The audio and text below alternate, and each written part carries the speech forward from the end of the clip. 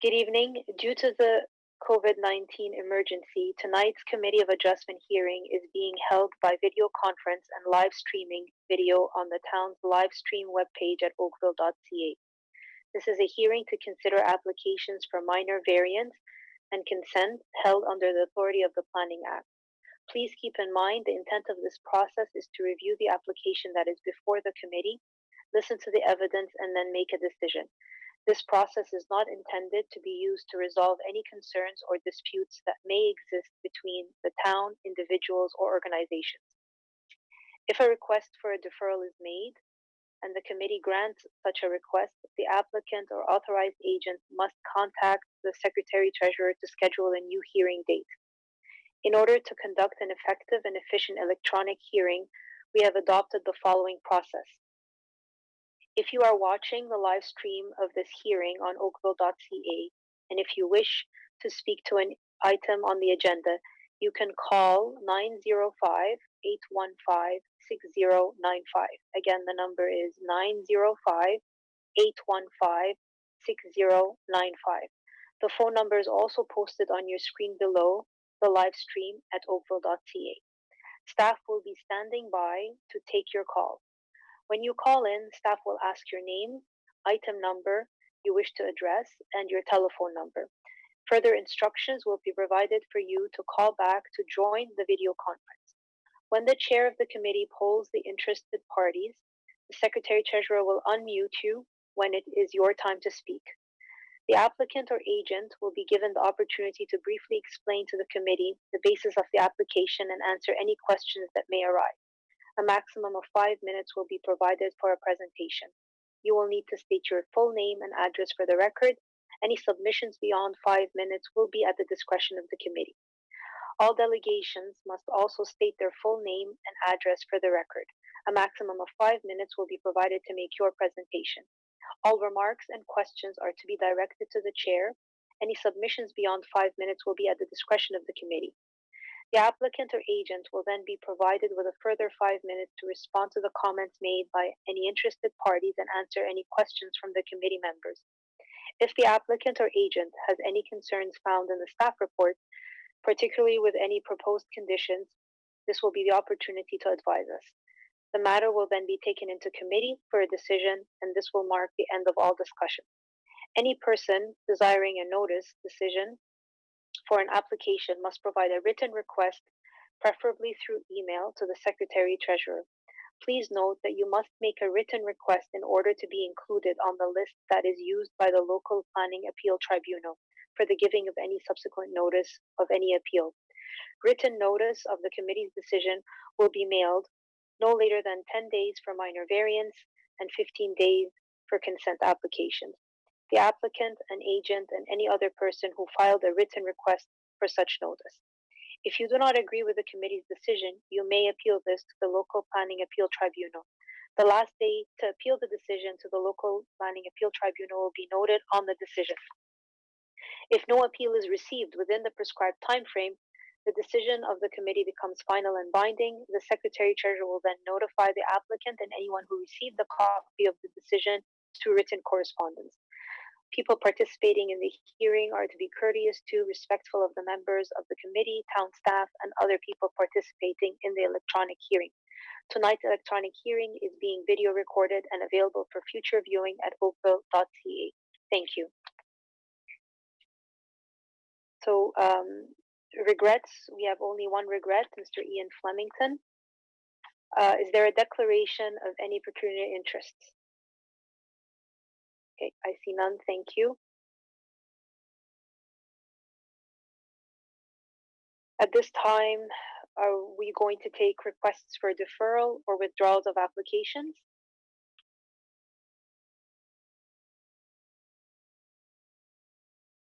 Bill Hicks here. Hello, good evening, Mr. Hicks. How are you? Very good. Good evening, members. I'm really here to request a deferral on item CAV A042 2020 191. Will make Mr. Toloski's job easier. He won't have to find those two documents he was looking for. The request for the deferral is because we've received some late information from two residents tonight. We are going to be making some changes in the application. I've informed Brandon Hassan, the planner, that we're going to be doing that, and we'd like to request your support to make that deferral, and we will come back with planning and yourselves with some amended drawings after we've had a chance to talk to the residents as well. So. Very well, Mr. Hicks. Thank you for your submission. Members, all those in support of a deferral? Okay, very well. The deferral has been granted. Thank you, Mr. Hicks. Thank you. I guess I just lower my hand and I'll disappear. So. Thank you, members.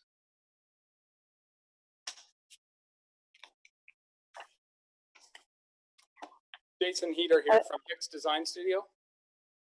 Oh, okay. Yeah, seeking a deferral as well, if I could. CAV 038-2020 at 2084 Darramore Drive. Okay.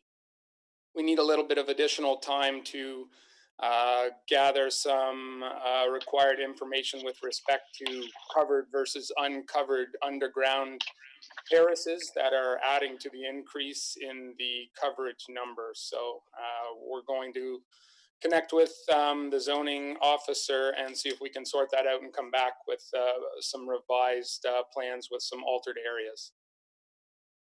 Okay, very well. Thank you very much for your submission. Members, all those in support of a deferral? Okay, very well. Your request has been deferred. Your request has been granted. Thank you, sir. Thank you.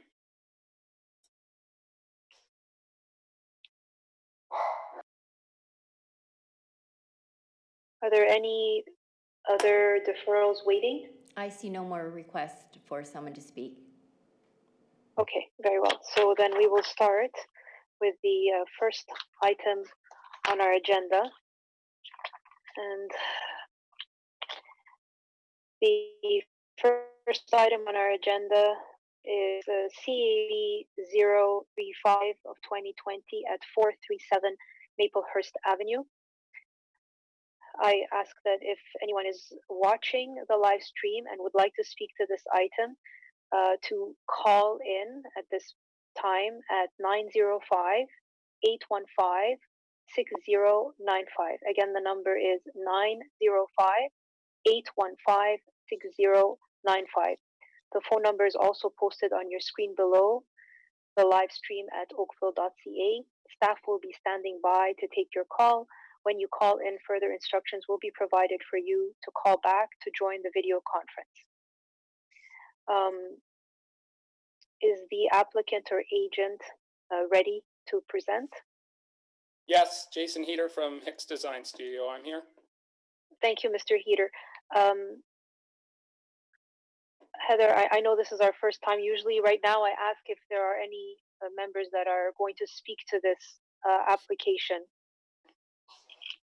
Yes, I think Mr. Huther's here.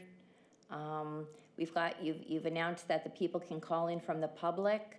I don't have anybody waiting at this time to be heard for this item. So okay, I guess so we will start with Mr. Heater's presentation and then take the calls as they come in. Sure. Go ahead, Mr. Heater. Thank you. That works for me. Yeah, I'm not sure quite. There we go. Perfect. Okay. So we are the architects working on behalf of the new properties at 437 Maplehurst, the new property owners, seeking a single variance for garage area. The minor variance is for additional area requested within the interior of the garage to allow for additional storage and a slightly larger tandem parking spot. The garage itself presents as a standard 2-car garage from the streetscape. There are multiple design features and elements that help to bring the scale and mass of that garage down, including lower sloped roofs and larger gable features. The garage does not project beyond the 1.5 meters from the main face of the house wall and is actually set back slightly from the covered porch. It's therefore not a dominant feature of the dwelling and provides needed storage and parking for the owner. We have 5 letters of support from neighboring properties on file, no objections that we have seen whatsoever. We believe the variances definitely meet the intent and purpose of the official plan and bylaw. The design of the dwelling complies with infill guidelines, and the results are desirable and appropriate for the neighborhood. Thank you for your consideration. Thank you, Mr. Heater. And yes, we have those 5 emails of support on record. Wonderful. Okay. Are there any questions of Mr. Heater at this time? Okay. Heather, you had said that there's someone on standby? No, I've not received anybody calling in for this application yet. Okay.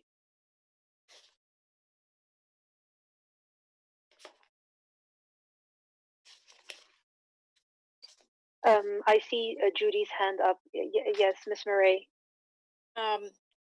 If there is no representation from the public, Madam Chair, may we ask a question?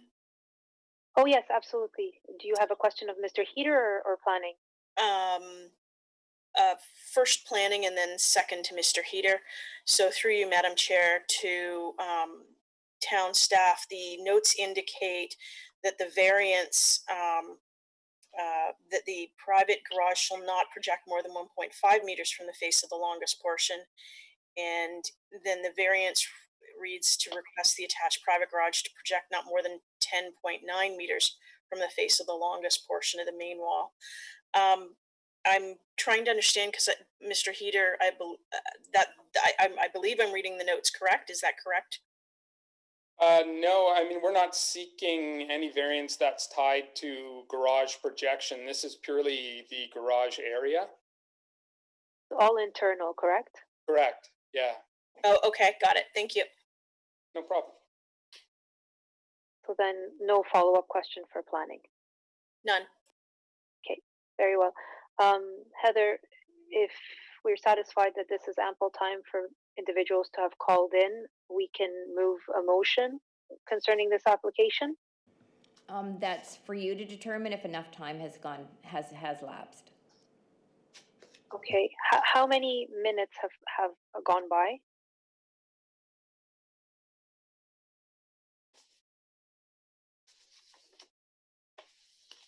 Approximately 5 minutes. Okay, very well. I think it's ample time. If everyone is in agreement with me, just give me a nod. Okay, very well. Who is going to be the first culprit in moving a motion on this video Zoom? Ms. Murray, take it away. Madam Chair, having conducted my site visit, reviewed the applicant's written submission as well as the town's written staff report, of which I note the staff is in support of, having also taken into account the comments presented by the applicant this evening, and noting that there were written submissions in favor of the variance. However, I would note in the future, in garnering support, it would be great to have the full information, name and signature. Just a special note. I'm satisfied that the minor variance application meets all 4 tests of the Planning Act, and I'm prepared to make a motion to approve the application for the variance subject to the following conditions. One moment. Bear with me.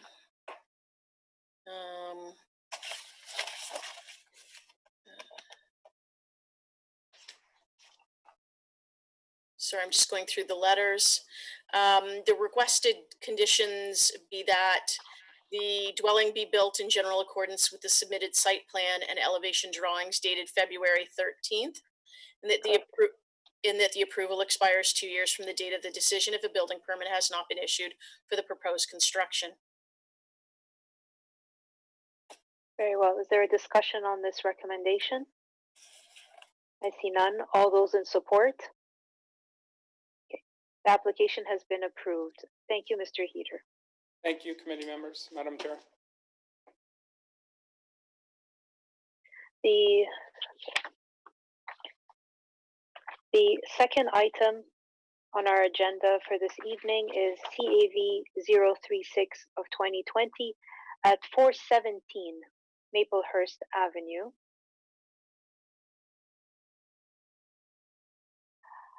I ask that if anyone is watching the live stream at this time and you are interested to speak to this application, that you call the number 905-815-6095. Again, the number is 905-815-6095. The phone number is also posted on the screen below the live stream at oakville.ca. Staff will be standing by to take your call. When you call in, further instructions will be provided for you to call back to join the video conference. I believe, Heather, do you have anyone standing by to speak to this application?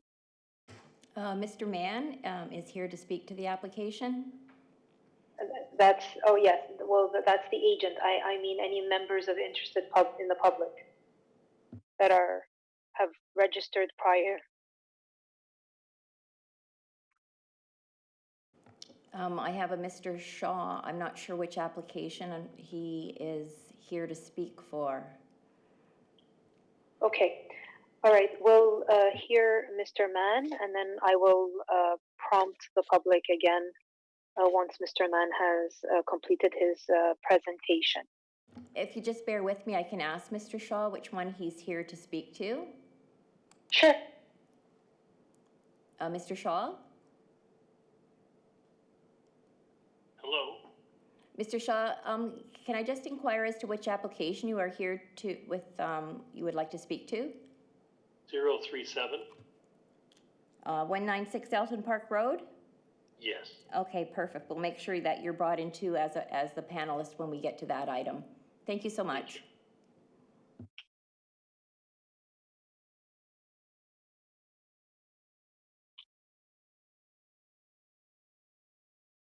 Okay. Mr. Mann, if you are ready. And Okay. Yes, we can hear you, and we're ready to hear your presentation, sir. Thanks to the committee. Thanks to town staff for holding the first ever Zoom committee meeting. It's an odd situation. Thanks for keeping us all safe. The application before you today, actually through you, Madam Chair, I would request a little bit of leniency in the time of my presentation. There's a fair bit of information provided through the planning staff report, and I would like to address some of that. Okay. The application before you today is seeking 3 variances: driveway width, garage size, and garage projection. With each custom home, each project is unique, and I'd like to explain why we're requesting these variances. If we could go to image 2, please. Image 1 is the site plan. Image 2, 417 Maplehurst is situated directly opposite the intersection of Shaw Street and Maplehurst Avenue.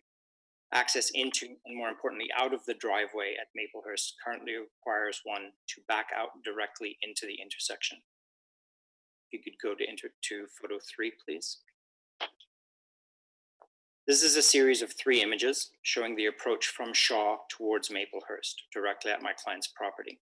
You'll notice in the top left that there's a post office box on Shaw, which means that this intersection gets more than the normal amount of local traffic flow, going both ways with people stopping and picking up their mail. Furthermore, Maplehurst is also a local shortcut route from Rebecca to Pine Grove to avoid the speed bumps and school traffic on 4th Line, so it can be quite busy at times. The reason of the variance request is safety. It's to allow for a safe forward exit from the property. The garage is turned sideways to allow for the owners to turn 90 degrees into the garage, and then it'll enable them to do another 90-degree turn, exiting the property, driving forward safely into the street. Planning staff has provided their evaluation of the application and does not support it. I would like to put forth an interpretation and evaluation that offers an alternate opinion for your consideration. All three variances requested relate to the garage configuration and placement. If you could go to image 4, please. To begin, I'd like to clarify that the garage is in fact a 2-car garage, not a 3-car garage as noted in the planning staff's report.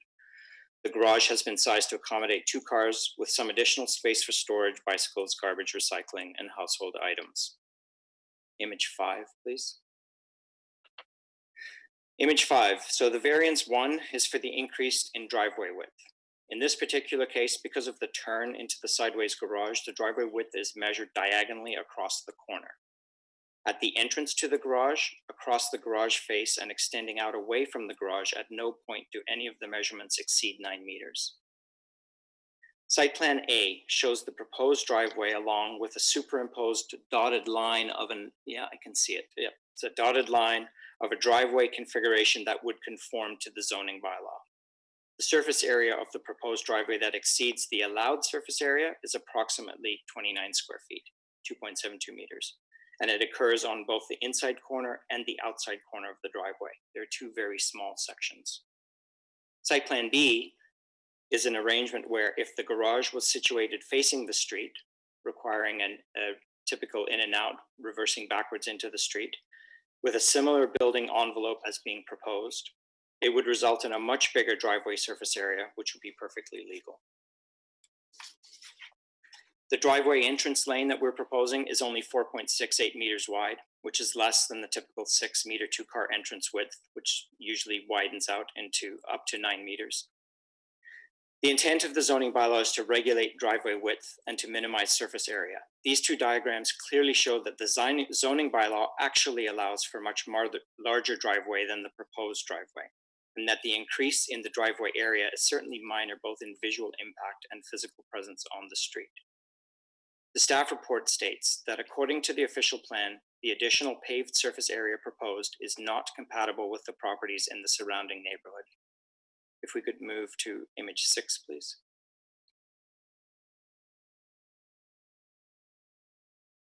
Image 6. So there's a couple of points here. Character, the definitions which you can read, I'll read it. Character means the collective qualities and characteristics that distinguish a particular area or neighborhood.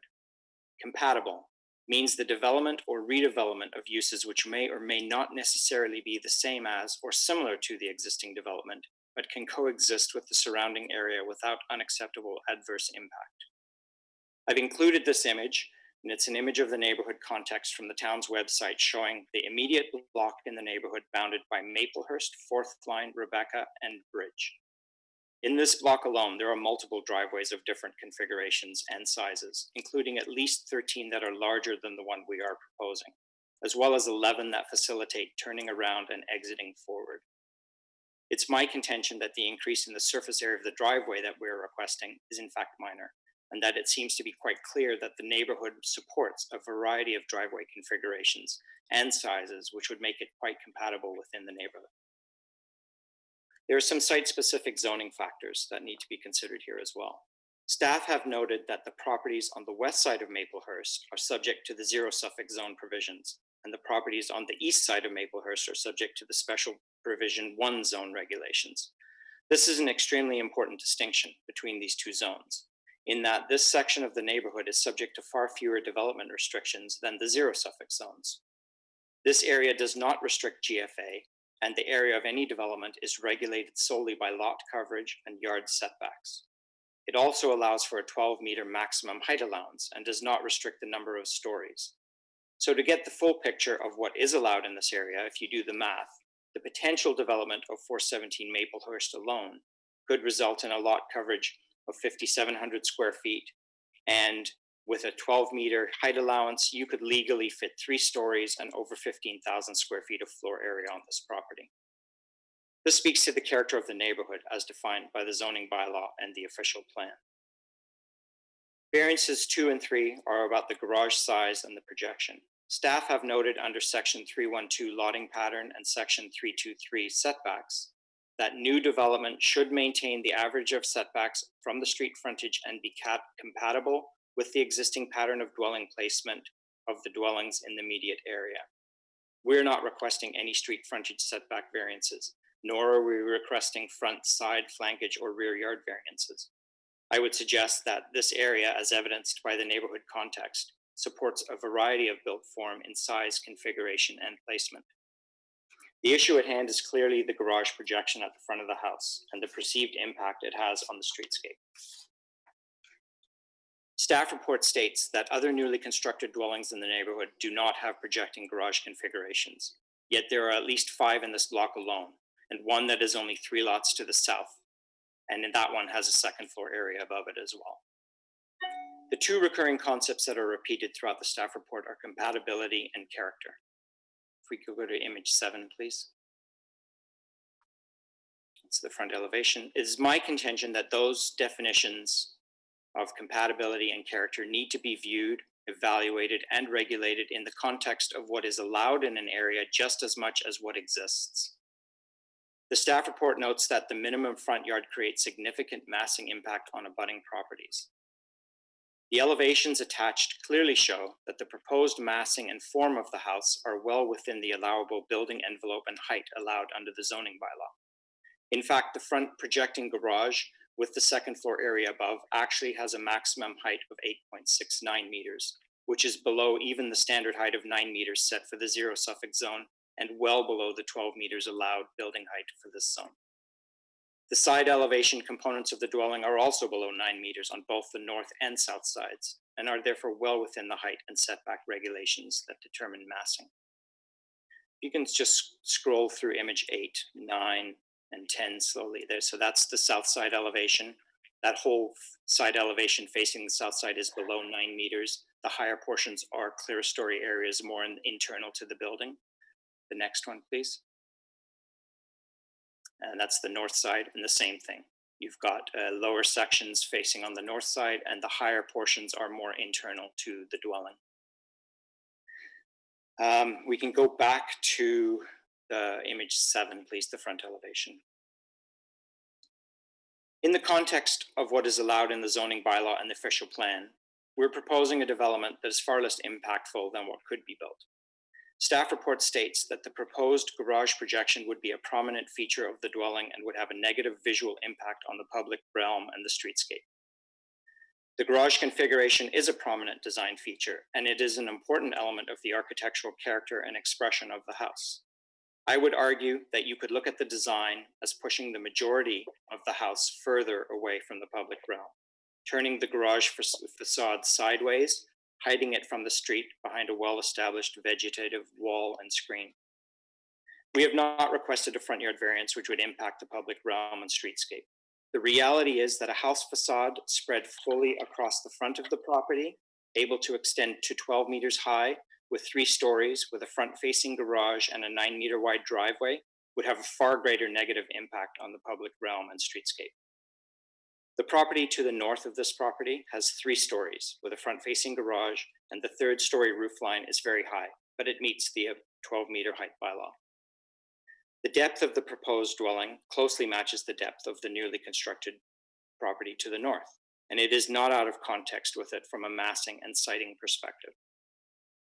From an urban design perspective, the proposed dwelling has a massing that is broken up into smaller elements. Some are set back, some are raised up, some are projected. It is well integrated into the landscape and the streetscape of the property. You could go back to image 6, please.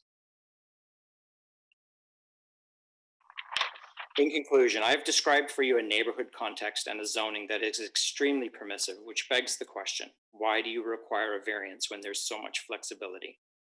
I've outlined the reason for the variance request, which is a safe forward exit from the property. The final question is whether the proposal meets the 4 tests of the Planning Act. I would submit to the committee that each application that comes before you has its own unique criteria. This particular proposal, when viewed through a comprehensive lens, taking into account the specific zoning allowances of the area, as well as the diverse existing fabric and character of the neighborhood, it is in fact compatible, and it does meet the 4 tests of the Planning Act and is worthy of your consideration. Thank you. Thank you, Mr. Mann.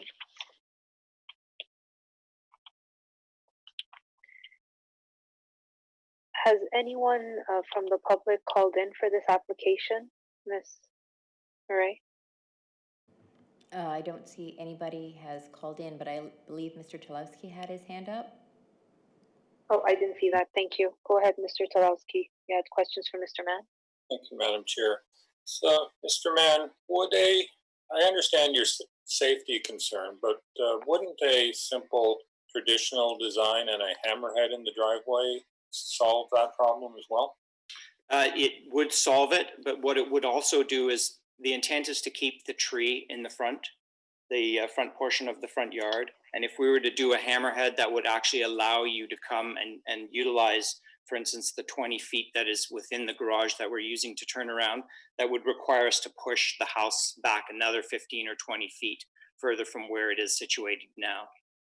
And then that would start to push the house further back into the middle of the property, not align it closely with the house to the north. Part of the intention was to try and keep the volume of our proposed house similar to the house to the north so that we're not projecting too far back.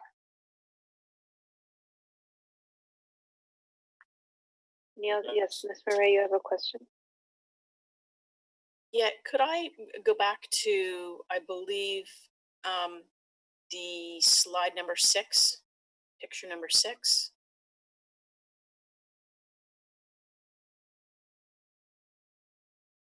It's a streetscape.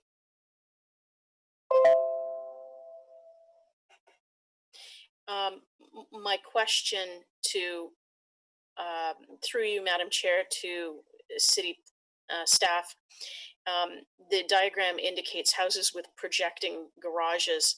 To the best of my recollection, having done my site visit, I took a special notice of how far those garages did project, noting there was not much beyond the 1.5 meters there. It was fairly uniform. The houses that are indicated here with projecting garages with red dots, are they more? Do they indicate houses with a greater projection of 1.5 meters? Or Through you, Madam. Yeah. Go ahead. Sorry. Through you, Madam Chair. Unfortunately, I didn't do an analysis as to the actual projecting garages that are identified on the plan shown on the screen.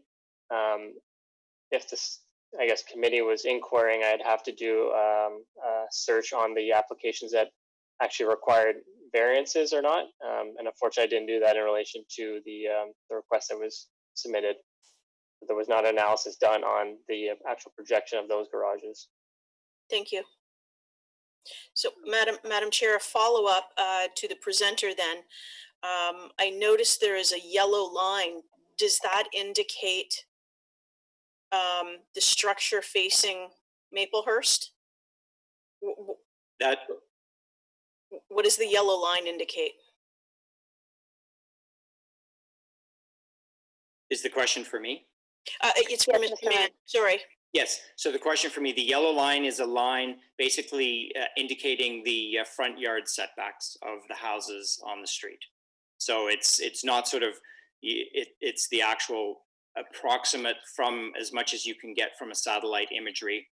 It's the approximate line showing the front yard setbacks.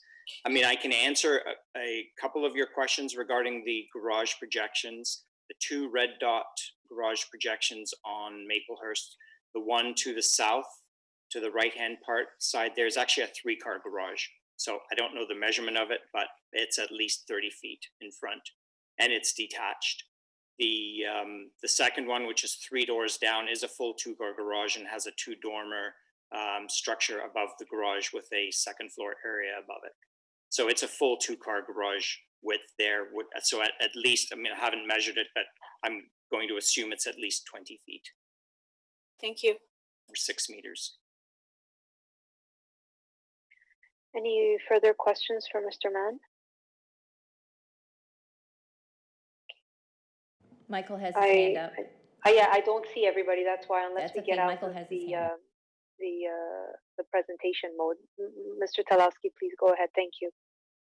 Thank you, Madam Chair. Mr. Mann, in my view, the actual intent of the bylaw here with the 1.5 meter restriction is to not allow exactly what it is that you're proposing. So can you please explain to the committee how your variance meets the intent of the bylaw when it seems to be completely opposite to the intent?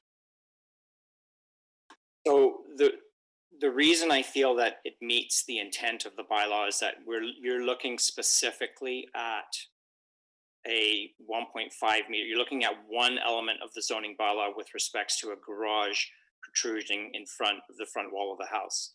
What I have tried to show and indicate throughout all of this is that you have to also view it through a wider lens. In other words, this particular area allows for far greater development potential and development massing, setbacks, height, everything like that. So in the picture of the whole context of the neighborhood, where we have multiple instances of houses that actually do have a garage projection, and most of those, there are, I have 5 there, 3 of them are on Fourth Line, and they're specifically to allow cars to turn around and so they can exit forward. That's the reason you do that. And so that's the reason I feel that it's minor in nature. It may not be minor in nature for the specific intent of having the garage projecting forward from the house, but in the context of the whole application, the area, the development potential, the way everything is cited in the neighborhood, I feel that it's minor in nature because it is addressing the concern of exiting forward into the street. Mr. Hardcastle, you had your hand up. Thank you, Madam Chair, and through you, Mr. Mann, is the do you see the context on Fourth Line as being the same as on this street? The way the houses relate to the road? It's not exactly the same. Fourth Line is obviously a little bit of a busier thoroughfare. And some of the houses will be set back further and allow for that. But my argument again goes for this one, as much as it may not be on Fourth Line, it's positioned itself unfortunately, right on the intersection of Shaw and Maplehurst. And, adding the element of the post office box, it's a busy intersection. So it's one of those things where, it has a very similar need as the houses on Fourth Line where we need to exit forward.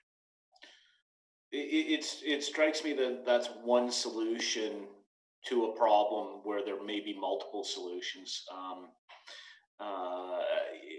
You had indicated that a traditional hammerhead solution that would allow vehicles to turn around to solve that would be problematic as it would come within proximity of the tree. Have you engaged the services of an arborist or explored technologies that would allow for minimal excavation or infiltration and that kind of thing, and assess the potential impact on that tree? We have not done that. I have had experience in the past with urban forestry within the town, and note that there has always been difficulty with any kind of driveway going underneath established trees. And then the other fact is also that it would push the house further back into the property, which would require an additional variance for the front yard setback. Yeah, you had mentioned that. Would you mind explaining that in a little bit more detail? Because I'm struggling to understand that.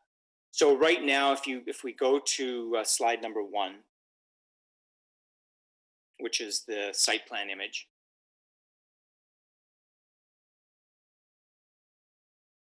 If we're able to.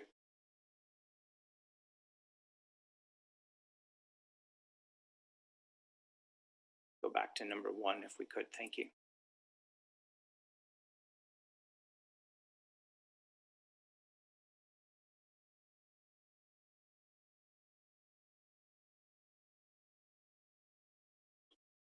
So slide number 1.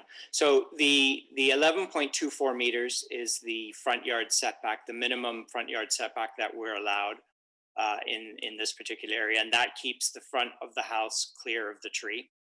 If we were to propose a hammerhead, it would have to fit between that portion, the 11.24 meters, and whatever width that we would require for the hammerhead.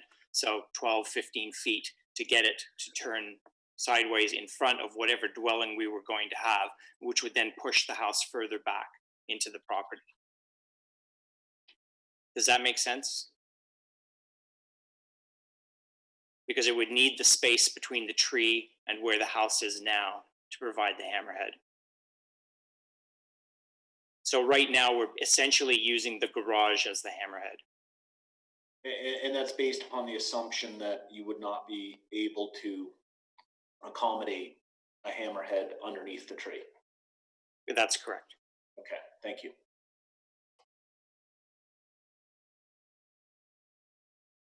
Madam Chair, if I may, I have an answer to Member Murray's earlier question. If we're able to pull up the streetscape plan again, I can indicate the applications that I was looking up on our information system.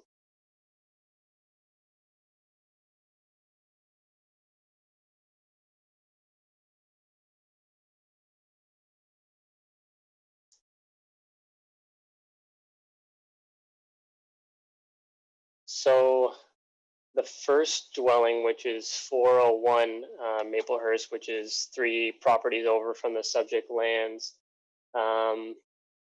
in 2015, variance was approved for a gross projection of 8.8 versus this application is proposing 10.79, and then the other one that's indicated with the detached accessory building being the garage did not require any variances. And if I recall correctly, I believe the former bylaw did not have a garage projection provision.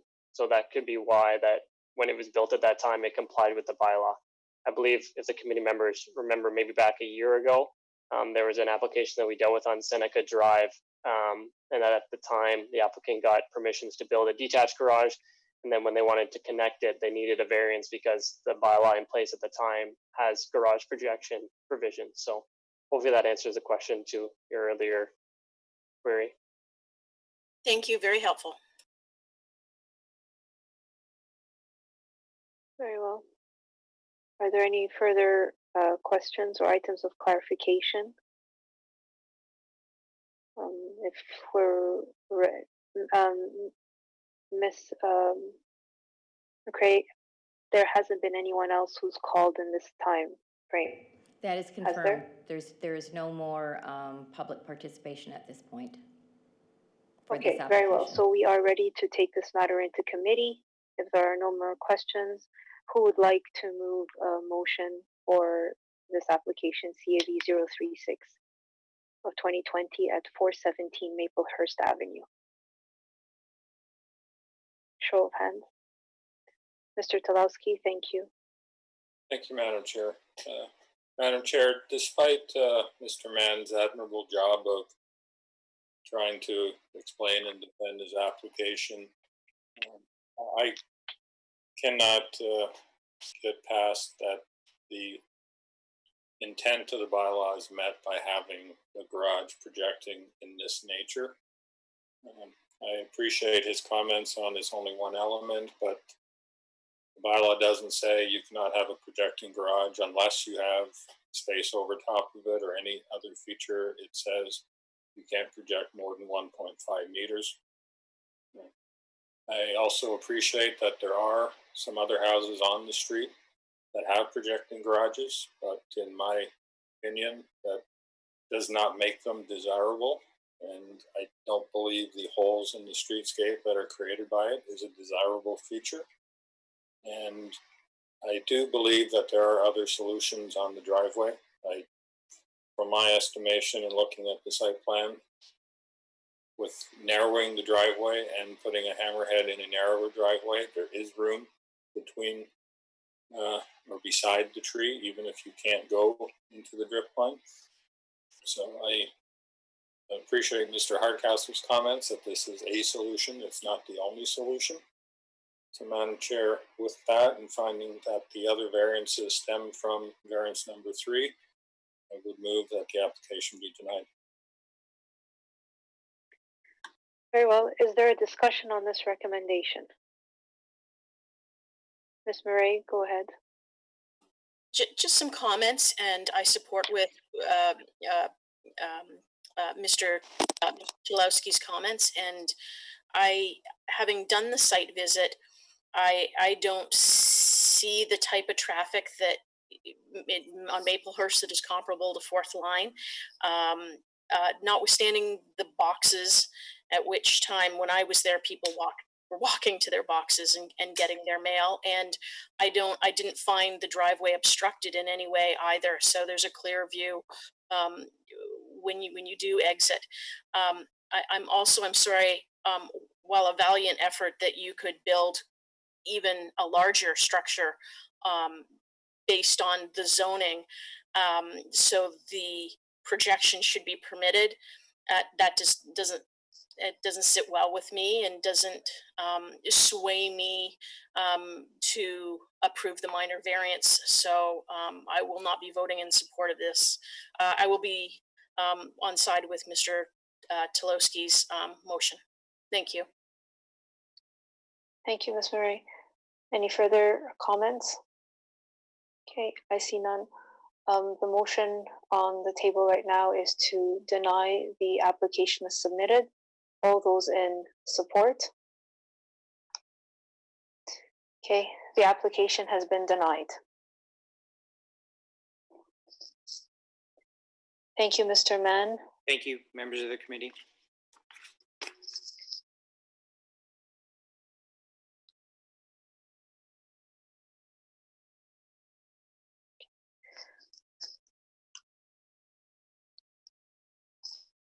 Okay, we are now dealing with application CAV 037 of 2020 at 196 Elton Park Road. Can you hear me okay? Jason Heater here from Hicks Design Studio, 295 Rob. Okay, we lost you for a second. Hi, sorry there. Do you have me? Yes, Mr. Heater. Yeah, it's Jason Heater from Hicks Design Studio, 295 Robinson Street, on behalf of the owners at 196 Elton Park. Very well. Mr. Heater, we will listen to your presentation, and then we will give Mr. Shaw a chance to speak to the matter, and I don't know if there's anyone else that is waiting on queue for this application. Go ahead, sir. I have to, sorry, I apologize. No, okay. Bear with me, this is our first try, so. And the trials and tribulations, yeah. I do have to read the phone number one more time to make sure that anyone who's watching this application can call in at this time. The phone number is 905-815-6095. Again, it is 905-815-6095. Anyone interested in this application is encouraged to call, and town staff will be on standby to take your call, and further instructions will be provided for you to call back to join the video conference. Thank you. Go ahead, Mr. Heater. Perfect, thank you very much. Again, on behalf of the owners at 196 Elton Park, the property is zoned RL1-0. We've gone about designing a new two-story single-family dwelling for the lot that requires 6 variances as outlined on this chart on page 2. I'm going to try to deal with them in the order that they appear. If you could go to page 3, please. Just some quick site features here. The frontage on this lot is greater than 34 meters. A little less depth to deal with than other lots in the vicinity. So this has somewhat dictated the layout of the home and its linear approach on the lot. The side lot lines are angled, which helps setbacks to the larger 2-story front portions of the home.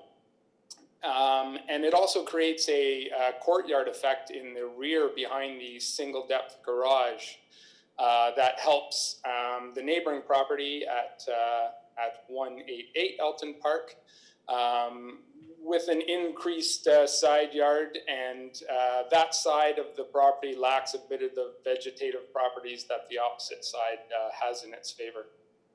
The first variance driveway width, we're seeking 10.22, so an additional 4 feet from what is allowed, 9 meters. Again, the lot has significant frontage while the depth is somewhat limited. The increase in the width only applies to a small portion of the driveway in front of the doors. The property will employ a circular driveway with 2 narrow 4-meter entrances from the street. We can go to page 4, that would be helpful. This is the current landscape concept, so you'll see the 2 4-meter wide entry and the flare of the driveway up at the garage doors. This entry will widen only as it approaches the entry to the garage, thus reducing the impact of paving from the street.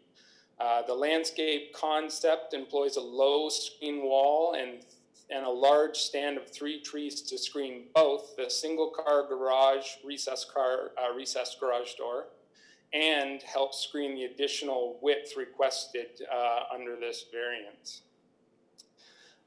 If we can go to image 5, we've just done a little concept that shows the circular driveway paving and a 9-meter wide driveway paving that would extend from the garage face out to the street line.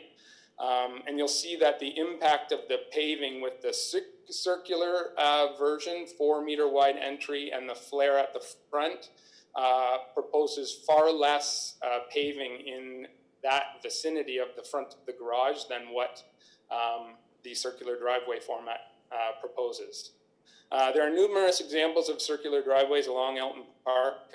We counted as many as 8, and in fact, a 2-story, 3-car wide circular driveway directly across the street.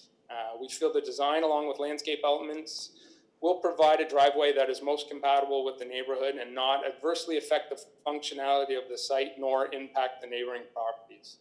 We feel, in fact, that this approach provides the least amount of paving and should help to satisfy planning staff's concerns with respect to paved areas. Second variance, page 6, is a garage area. The garage will be used to house 3 cars, which is allowable in the zone. However, it's designed to represent a 2-car garage from the street. If you could go back to page 1 or image 1, the 3D. There you go, perfect.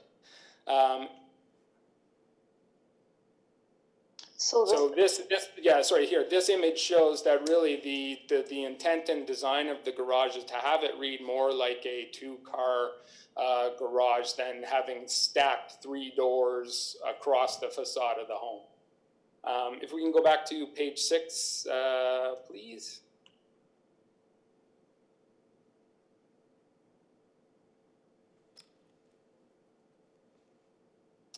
The purple areas denote the additional area within the garage. These purple areas represent approximately 9 square meters of the 11 square meters that are being requested. These elements create the stepping and the variation on the facade that help reduce the massing and the overall impact of the garage. This also allows for the single-story roofline to be created over the larger single-story or single garage door, thus creating a variety in roof slopes and bringing the scale of this feature down. The design elements are therefore not dominant features on the dwelling and provide a needed storage and parking for the owners. The single-car depth versus a tandem also reduces the impact of the garage to the neighbor on the south, and allows for the larger landscape pocket to be created in the rear yard and the greater setbacks to the side of the home in that area. We did explore the use of a tandem garage for this site, and it proved very problematic. It increased both the length of the wall exposed to the south neighbor, but it also had the effect of increasing the RFA variance that was required, as we had to include area that would have been over top of the garage.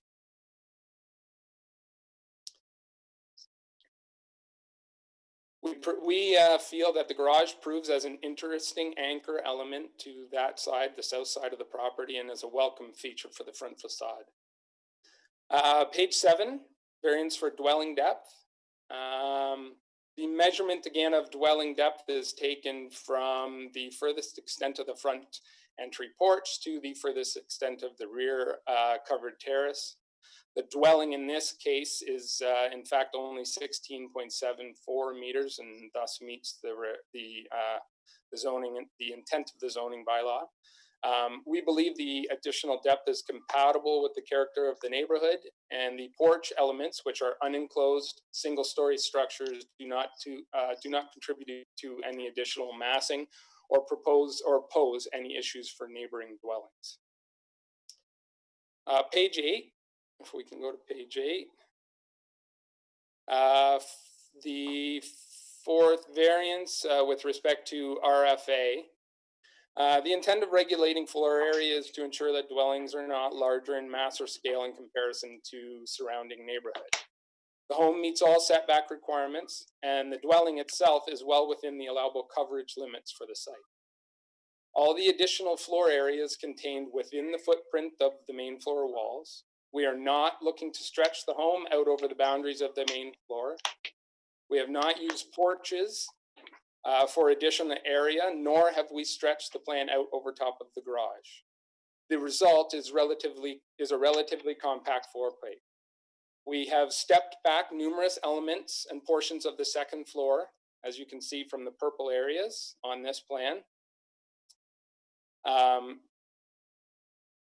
And we have also contained elements such as the laundry room represented in red within the roof structure itself.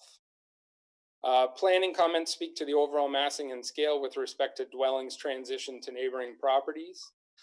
We disagree with that position, as we have taken careful steps to reduce the impacts on neighboring dwellings by creating the large courtyard and the single-story garage element. We have stepped back the portion of the second floor at the master bedroom and created a transitional single-story roof line to bring the mass of the home down to the for the neighboring property on the north. These features, along with substantial side yard setbacks, allow the home to be very compatible with the neighboring dwellings. One further item of note is the wider area on the front, that would be the front portion of the home near bedroom 2.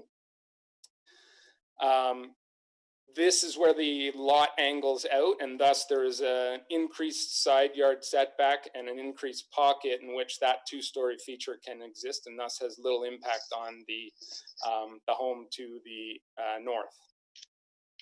I would also like to submit the following for thought as we continue to struggle with the correlation between the removal of RFA and perceived reduction in scale or mass of a home. One could easily reduce RFA of a home without significantly altering the mass or scale of the home whatsoever. Take, for example, the laundry room in the red. This is an extremely important element to our clients as they age. They are downsizing into this home. However, one could essentially delete 100 square feet of RFA by moving this elsewhere. The design of the second floor will suffer greatly, and this does not alter the massing or scale on the elevations whatsoever, as this area is located 100% within the roof line of the home. It would simply be an alteration to suit a number rather than to suit proper design of the home. The home is consistent with the mass and scale of other new homes in the neighborhood and will be a welcomed asset to the stock welcomed asset to housing stock on the street, as noted by the couple supporting neighbors, one of which is at 188 Elton Park. Lot coverage variance, page 9. There's a significant covered terrace in the rear and a covered terrace on the front entry. These are the elements that create the requested variance. The house itself is well under the allowable limits for coverage.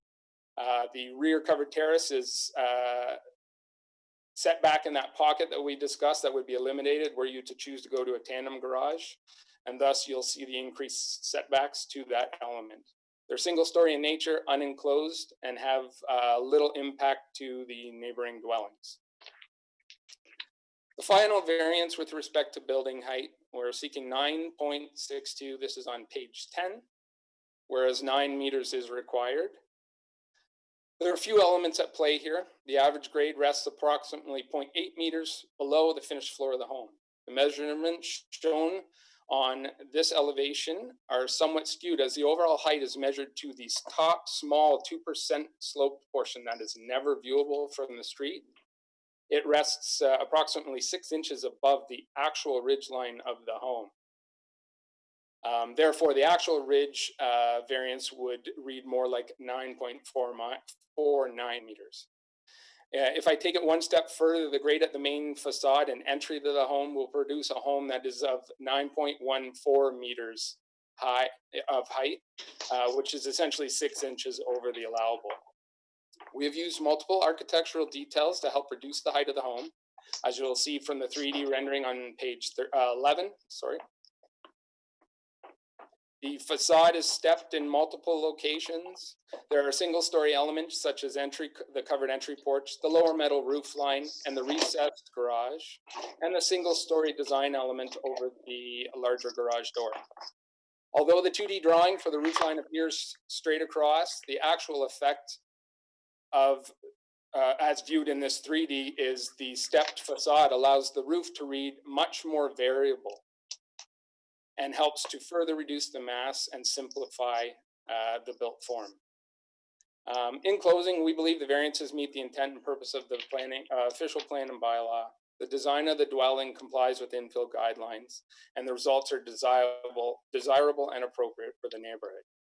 We have canvassed the neighbors and have 2 letters of support on file, one of which is for the neighbor directly to the south at 188 Elton Park. Thank you for your consideration. Thank you, Mr. Heather. Just now, while you have this image up, so really it's still a 3-car garage from the facade. It's just set back a little from the main 2. That's correct. The garage will house 3 cars. A 56 square meter garage is the bylaw requirement is a 3-car garage area. That's 600 square feet, so that is 3-car garages. The intent here was to try to limit the look and feel of stacking 3 garage doors side by side by side, as they've done with the house that's directly across the street. Okay, very well. Thank you. Are there any questions of Mr. Heather before we take the member who is online waiting to speak to the application? Mr. Talowski?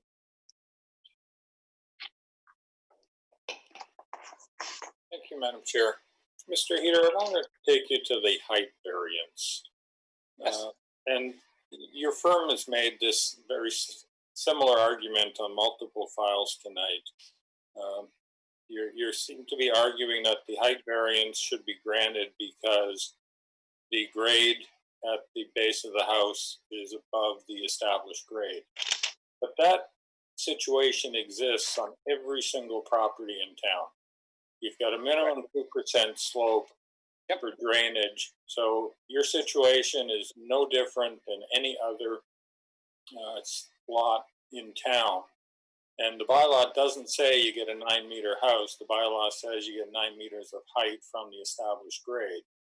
So I don't see that as a justification for a height variance. So can you help me out with any other rationale as to why that height variance should be approved and why it's necessary? Yeah, I mean, I think we're struggling, and I see it more and more as we drive around the town with what is happening with respect to height of some of these homes and the effect that the 9-meter has, and the way that people approach it is to simply chop off the top of houses. And I think you have all likely driven past those houses that have taken that approach.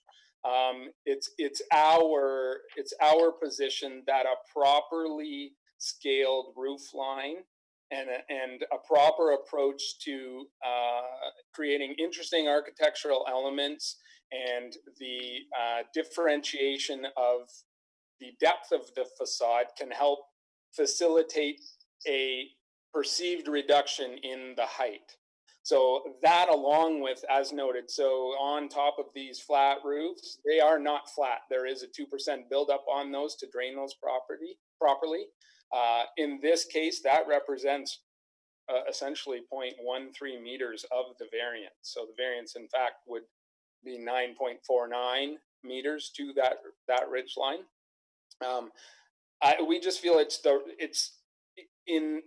for the sake of hitting a 9-meter bylaw requirement, that chopping the roof off of a house is not the correct approach for the built form of the home. And then what would your response be when I'm looking at the elevations and would argue, but that's exactly what you've done here anyway. You've chopped off the peak of the house and put a flat roof on it. So it's actually not been chopped off. The roof height is actually more determined by the full height slope features that you see over the garage.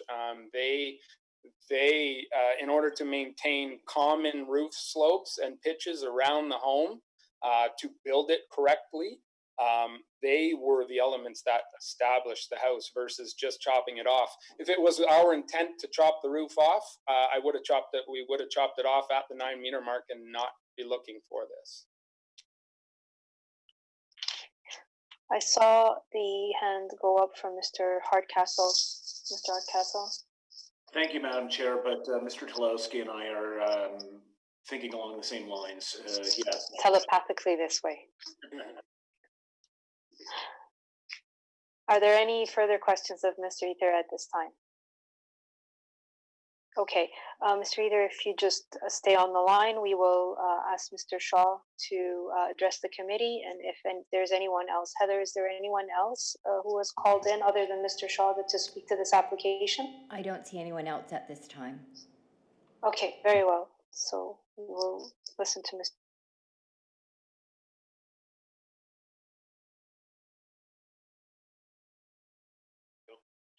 Can you hear me? Yes, we can hear you now. Great. The house directly across the street from 190. I'm sorry. 196 Elton Park happens to be a bungalow. Madam Chair. Happens to be my bungalow. And we only have a 2-car garage, and at the street, we only narrow it down the driveway to a single-car driveway coming in, and then it opens up to a 2-car driveway. The house next door to us on the north that has the 3-car garage was originally the house that precipitated changing the bylaw back 30 some odd years ago by Mrs. Chong, who had it built. And that's why the bylaw came out, was to stop the 3-car garages. We have to face this property every day when it's built. So we are in total agreement with what the people of the town have recommended. In other words, we agree with 1, 2, 4, and 6 that the town has said no to, but we don't seem to have any concerns about 2 and I think it's 2 and 5. So it's 3 and 5 actually. 3 and yes. 5. I'm sorry, I don't have the same. Okay, 3 and 5. As far as we're concerned, it doesn't affect us in any way, but all the rest do. And his comment about the streetscape and so on, I mean, we're just going to compound the error that was made 30, 35, 36 years ago if we go to the 3-car garage. Understood. Madam Chair? Madam yes. Chair, can you please ask yes. Mr. Shaw for his address for the record? Oh, okay. Thank you. 193 Elton Park Road, Oakville. Thank you. I thought we were getting the addresses when they called in. No, it's to be on the record during the meeting. Oh, okay. I'll remember to do that No from now problem. on. Thank you. Mr. Shaw, hold on. We have questions from the committee members to you. I believe Mr. Tulowski has his hand up. Thanks, Madam Chair. Mr. Shaw, as a resident of Felton Park, do you believe the design of this house fits the character of the neighborhood as it exists today? I would say no, but somebody's going to say it's an area in transition, which they use for everything nowadays. The houses along here, there's 3 houses that have been a problem from recent problems. The one to our north, which was Mrs. Chong's house, that had the 3-car garage that everybody tends to use as an excuse to put in a 3-car garage. The other one's the Pocklington house, which is just across the street going north, which was oversized, and the town had made an error and they corrected as best they could. And the other house, that's another error down the street, about 3 doors down from us on this side, is 7,700 square feet. And somebody in the town made another error, and town was being threatened to be sued, as well as Mr. Bird, who was the counselor at the time, and us, and a couple of other neighbors. So we all let it go through because the town ended up just saying, go ahead and build it. In this case, I can't understand why if they had a bare lot to start with, which they're going to have, why they can't build within the framework of what's allowed in the town and in this particular area. If they want to go the extra with the number 2 or number 3 and number 5, that's not a problem. But the 3-car garage shouldn't be allowed, and the extra height, there's no reason for it. Even if it's only 6 or 8 inches, bring the house size down. Okay. Are there any further questions of Mr. Shaw? I see none. Okay, Mr. Shaw, thank you for your submission. We will have Mr. Heather reply to your concerns, and then we will take the matter into committee as per our procedural bylaws. Yes, thank you, Madam Chair. Just with respect to the 3-car garage, again, the bylaw doesn't limit 3-car garages. In fact, in the RL 1-0 zone, 56 square meters is 600 square feet. That's 20 by 30. That is a 3-car garage. The reason we are struggling with this is the fact that we have asked for the additional area, and again, the additional area was really required to create elements to reduce the impact of the proposed 3-car garage. If this garage were built to 56 square meters, we could stack 3-car garages in a linear fashion with a full 2-story on top of it, and we would not have to seek a variance for that. It is allowable as of right. So 3-car garages, the size requirement is there for them. I know it's the town's position that they like the tandem depth garage, thus presenting as 2 cars at the front. We've tried to do that with this home the best way possible. And again, we studied that tandem depth garage quite extensively, and it proved very problematic for the neighbor at 188 Elton Park, and it also proved problematic in that it increased the request for residential floor area, because we got into a bit of a catch-22 where we started to have to include the area of the second floor that was above the garage in order to do it appropriately. Okay. Any other questions of Mr. Heather before we take the matter into committee?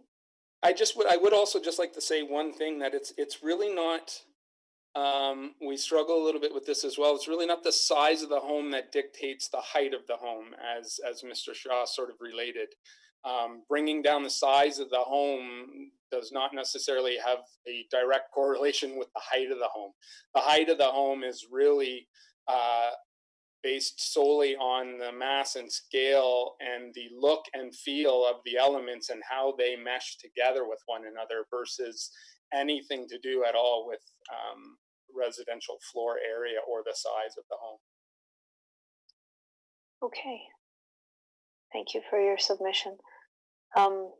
Any further questions of Mr. Ether before we take the matter into committee? Okay, I see none. Who's ready to make a motion so we can have a discussion?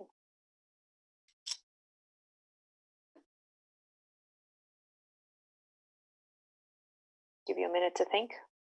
Okay. Mr. Tulowski, did I see your hand go up? Failing anyone else's hands, sure.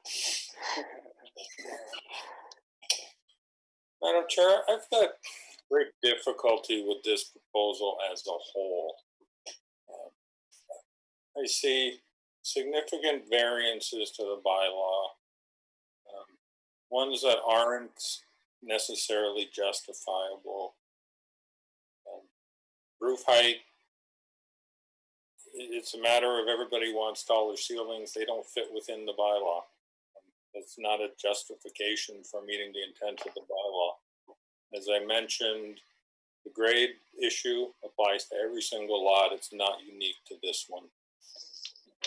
But what I have great difficulty with is the applicant seeking variance after variance to the bylaw provisions and has made no attempt, in my opinion, to justify those variances or mitigate those variances by designing a house that actually fits the character of this neighborhood. Applicant made significant comments about stepping of the building. That tends to be primarily in the rear, not at the street. I think this would be a very imposing, oversized house that will not fit the character of this neighborhood.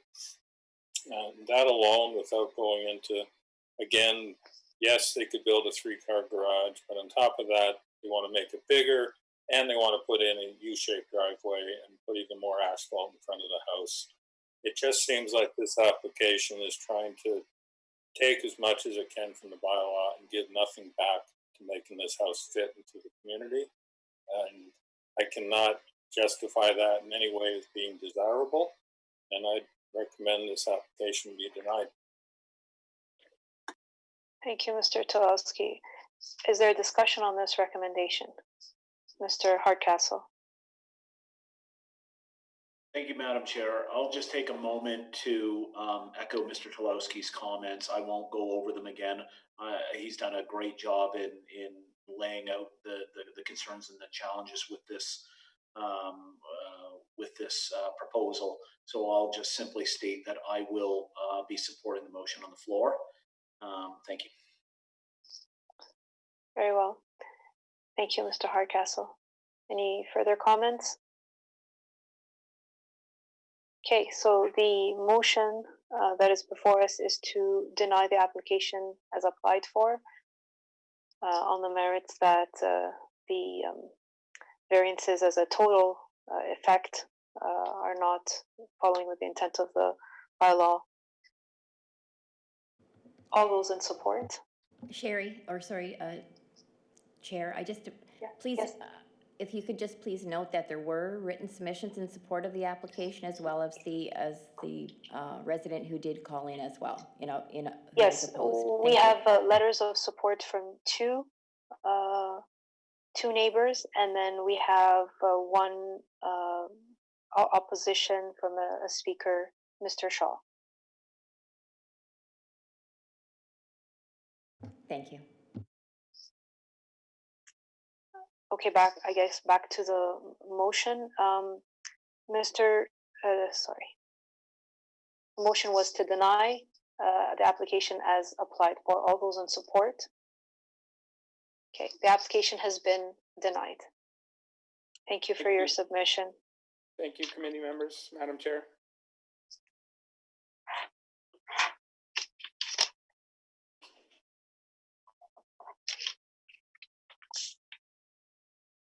The next item on our agenda is application CAV 039 of 2020 at 20 Crescent Road.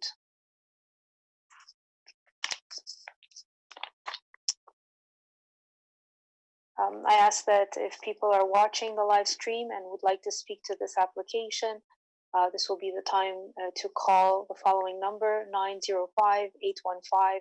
6095. Again, the number is 905-815-6095. The phone number is also posted on your screen below the live stream at oakville.ca. Staff will be on standby to take your call. And when you do call in, further instructions will be provided for you to call back to join the video conference. The applicant or the agent for this application is present.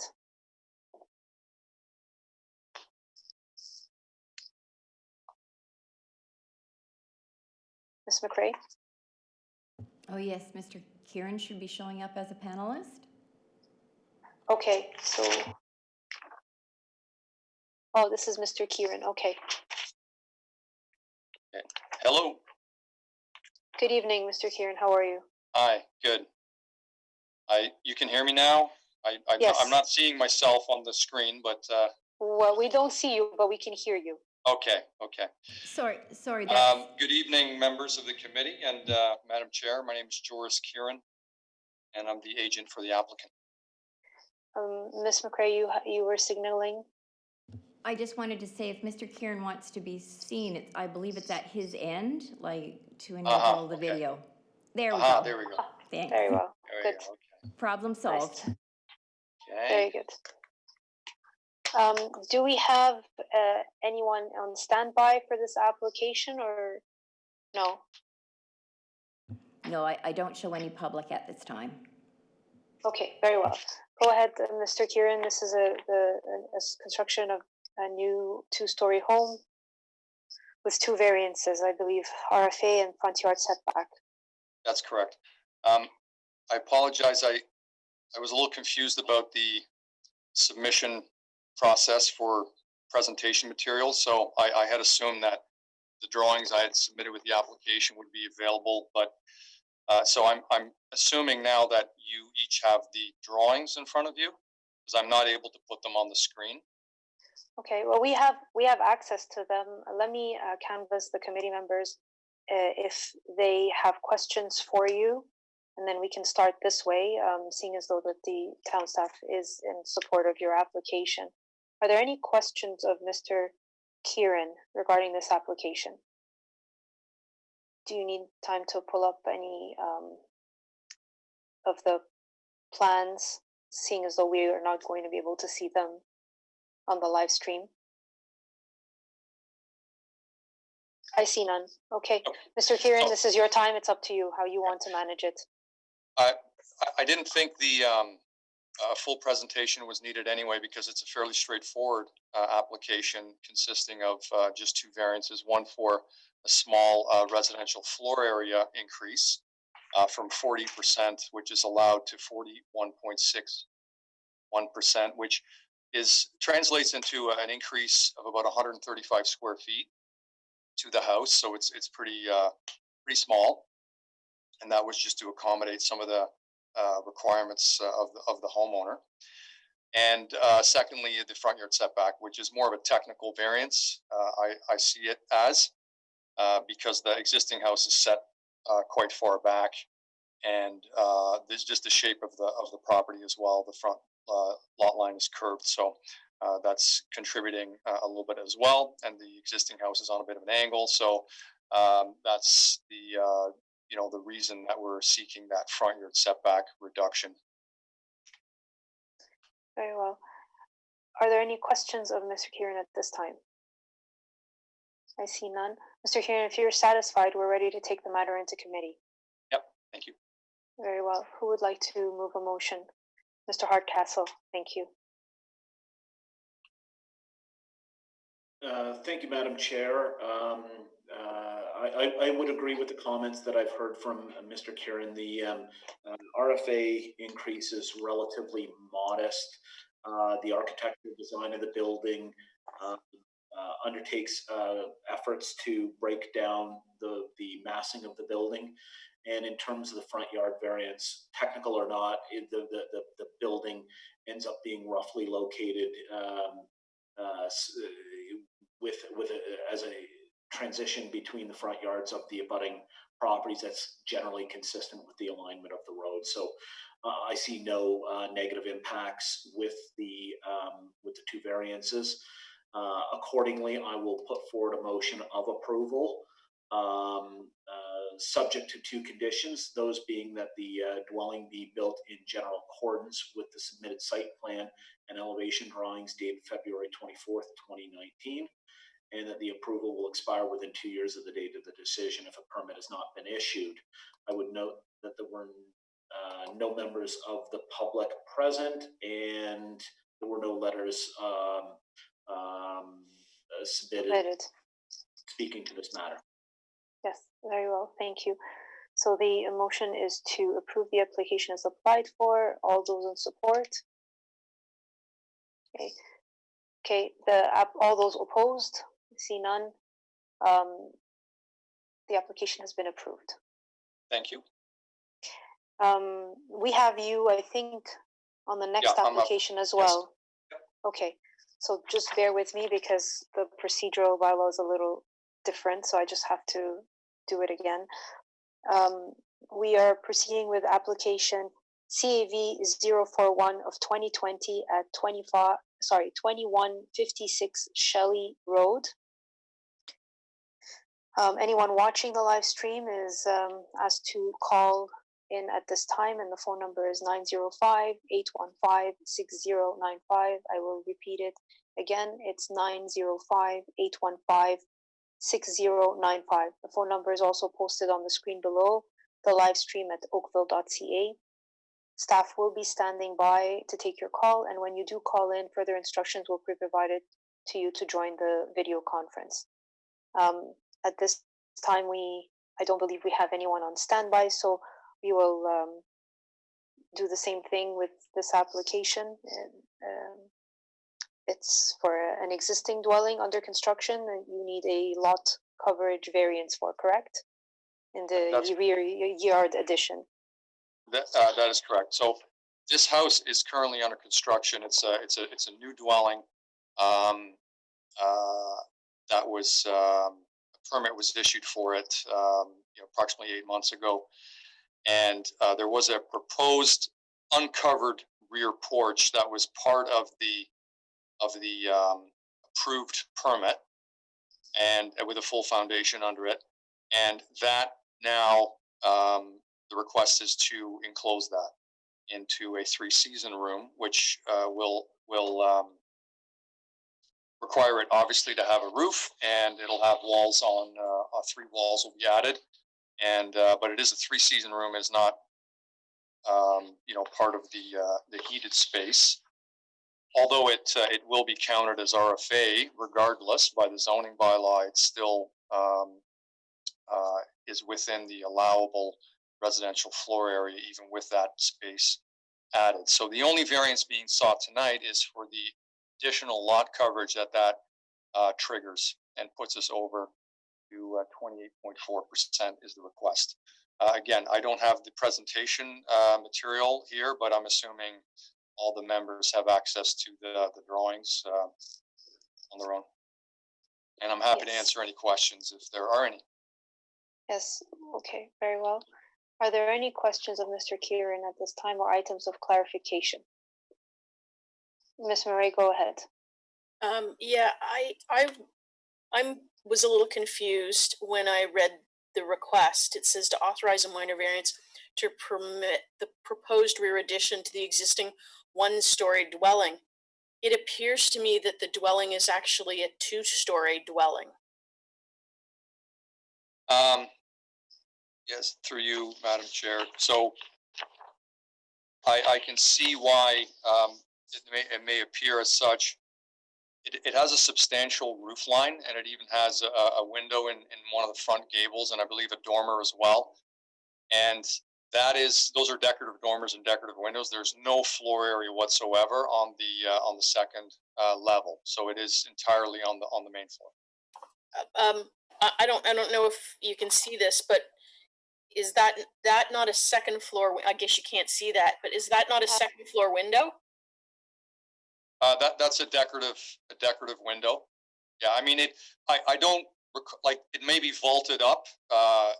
It may be vaulted in that the window lets light into the room below, but there's no floor area, and there's no room, and there's no access to any part of the second floor. So it's open space. It's open space, yeah. Oh, Yeah, and there's okay, So and it's open to the floor downstairs. and that would be the case then for that second window?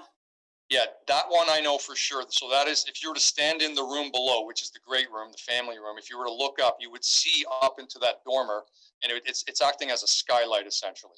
Okay, so then my next question is, which confuses me, it's a variance request to permit the maximum lot coverage. Sorry, but in this picture, I'm sorry, you can't see it very well. It appears the variance request is coming after it being built. Yeah, sorry, I'm just turning off my air conditioning. It's quite loud. You're absolutely right. The builder has already started on this work, and I was informed sort of after the fact, and they also had a stop work order from one of the inspectors, so that's why we're here. It was started, work was stopped. It's the exterior is completed, but the interior has not commenced. But yes, that work has already started. No further questions? Any other questions?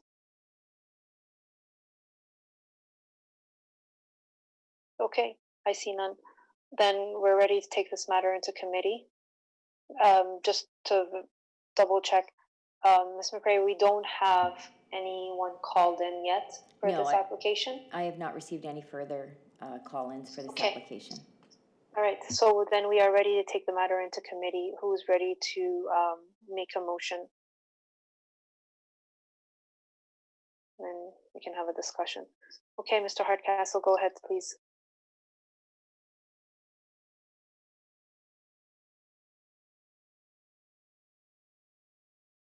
We can't hear you. You're still muted.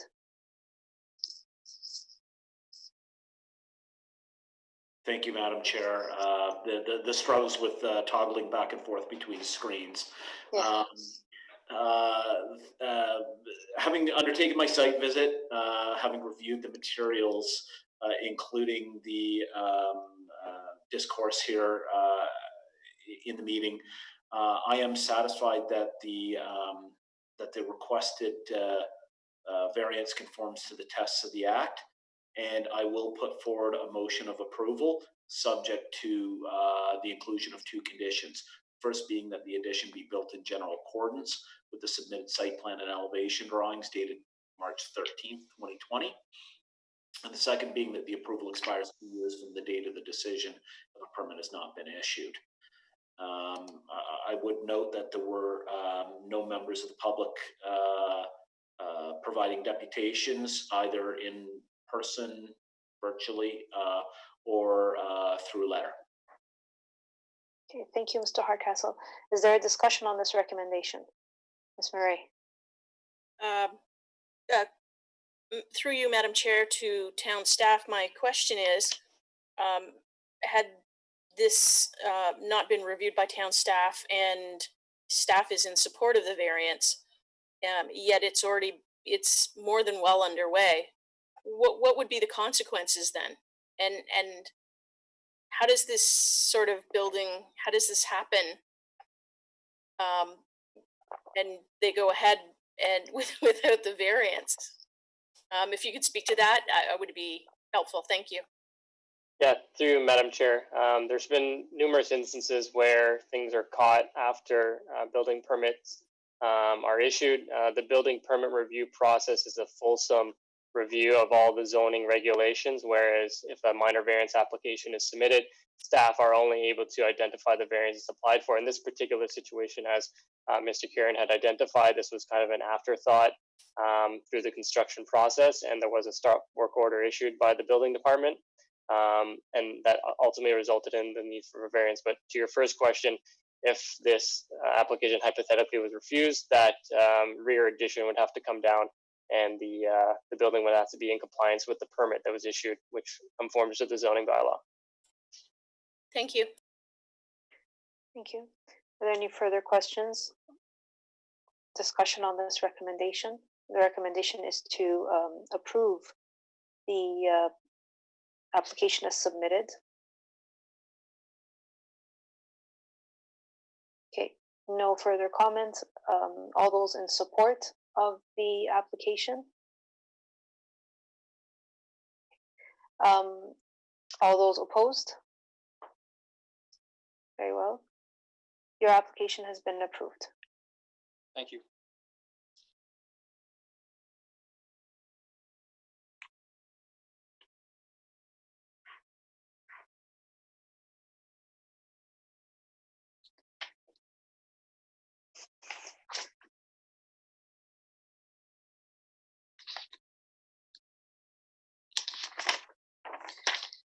The next item on our agenda is application CAV 043 2020 at 271 Dalewood Drive.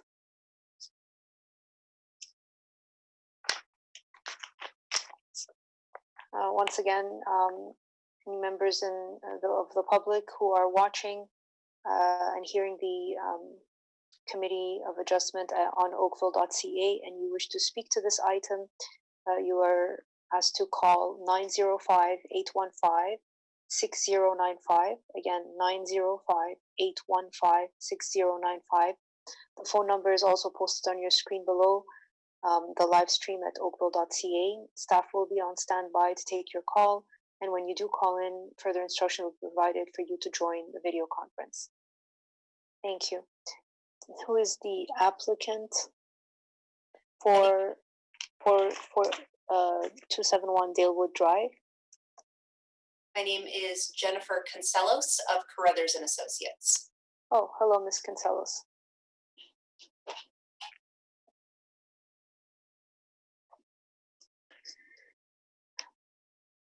This is an application for a new construction with an RFA and a dwelling depth variance.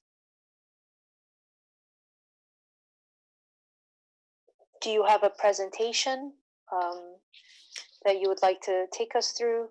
I note that staff is in support of your application. I did send in some pictures to walk staff through the application.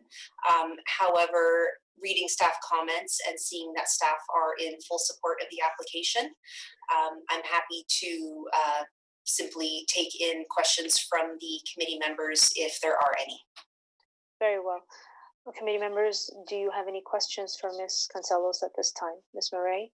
I would find it helpful for you to go through that presentation, please, and thank you. Absolutely. I did send in some documentation. Is that able to be pulled up on the screen? We can start with the second page. So the scope of our proposal is a new custom home to be constructed at 271 Dalewood Drive. I'm sure the committee is aware this is a neighborhood in transition with many new homes being built along the street and in the neighborhood. Our clients are a young family who have purchased this lot to build their dream home. We have a bit of a unique, it's a very unique lot due to the extensive conservation coverage on the rear half of the property. As well, the angled front lot line has created a condition where we're a little bit pinched between the front yard setback and the rear yard conservation setback. Also, in working with the angle of the front lot line, we have a minimum front yard setback and a maximum front yard setback that we were trying to balance.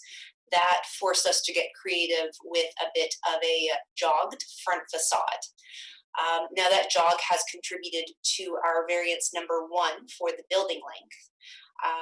Looking at images C and D, if you're able to move on to the next page. So we can see here that the bulk of the house is does comply with the 20-meter maximum building length. In fact, that length at the top of the building oh, sorry, I'm trying to indicate with my cursor here. The bulk of the building conforms with 18 meters in building length, which is the main floor and the second floor. The area that protrudes beyond our maximum building length requirement is a single-story office projection. So that comes forward on if you're looking at it from the street, that comes forward on the right side of the dwelling. That was our effort to kind of work with the stepped building facades along the street and working with the angle of the front lot line. In speaking to variance number 2, we feel that the gross floor area increase that we're requesting is very minor in nature. It is less than 1% that we're asking for. That gross floor area, if we were to attempt to reduce, equals to about 100 square feet, which is, could constitute a full bedroom or a full office in the house. We feel that trying to reduce that square footage would greatly impact the functionality of the house, while having very minimal impact from a number standpoint. Again, talking about less than 1%. Staff also noted in their comments that the variance is a result of the conservation setback on the property, meaning that our site area is viewed from a zoning standpoint as essentially only half of the actual physical property area. So with that in mind, we feel that the dwelling is very appropriately sized to the property, and the gross floor area is minor in nature. In respect to variance number 3 for the front yard setback, the obvious answer for that very small protrusion we have may be to simply move the house back on the property. However, we are being pinched at the rear by our conservation limit. We were trying to maintain enough rear yard that the homeowners could still have some enjoyable, livable space before we start hitting the top bank where the property slopes down. And the owners were also hoping to have a pool in the backyard. I would like to note that we have made our conservation submissions, and we have received permit approvals for the proposed rear yard pool in conjunction with the proposed building.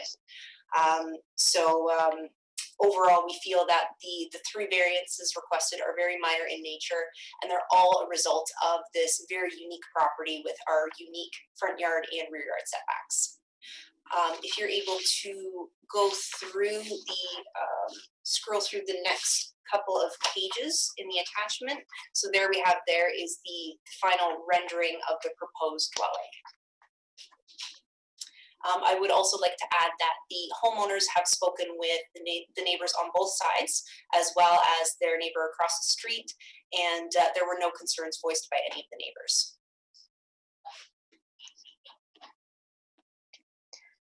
Are there any questions of Ms.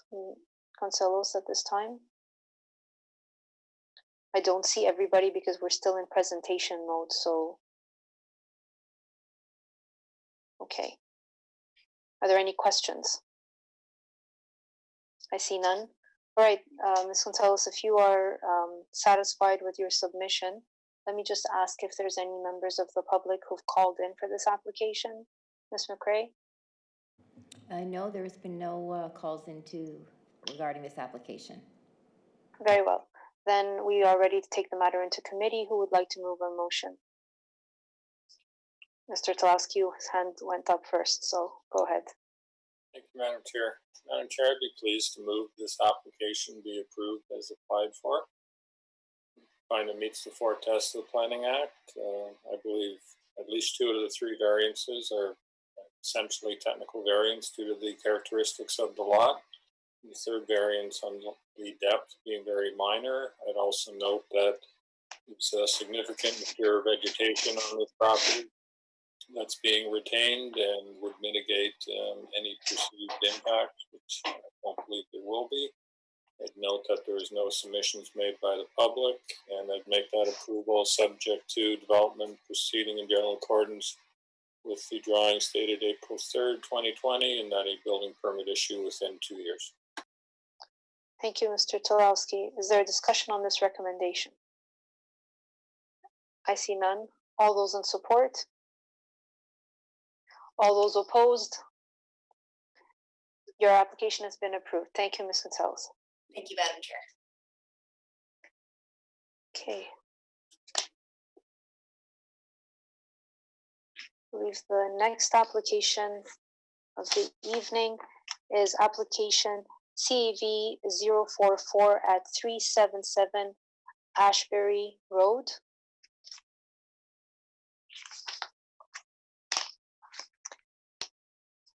At this time, we'd ask the members of the public who are viewing the Committee of Adjustment meeting at oakville.ca who would like to speak to this application to call at 905-815-6095. Again, the number is 905-815-6095.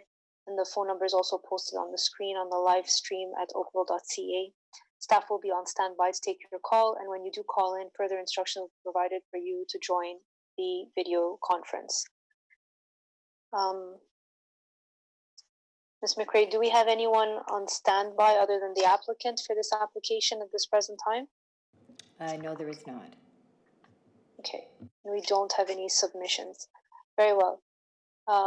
Who is the agent? Good evening, this is Almira Zarabi from EZ Architects. Thank you. Ms. McRae, do you need an address? No, she's the agent. I have her address on record. Okay, very well. Good evening, Ms. Zarabi. Do you have a presentation that you'd like to share with us today? Yes, it will be brief. Two minor variances has been requested to facilitate the construction of a new dwelling with an integral garage at 377 Ashbury Road. The request for an increase in floor area of the garage is to accommodate 3 cars in a tandem layout configuration. This is internal and won't affect the appearance from the street because we have only 2 garage doors.